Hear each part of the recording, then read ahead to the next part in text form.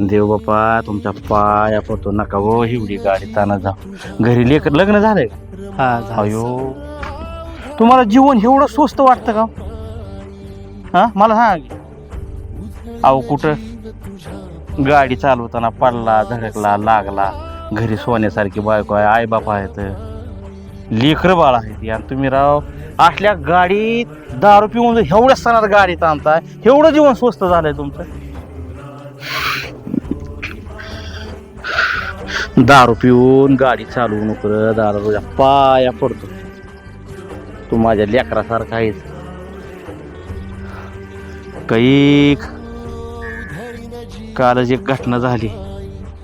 झोपीत बाबांनी गाडी चालवली का दारू प्यालता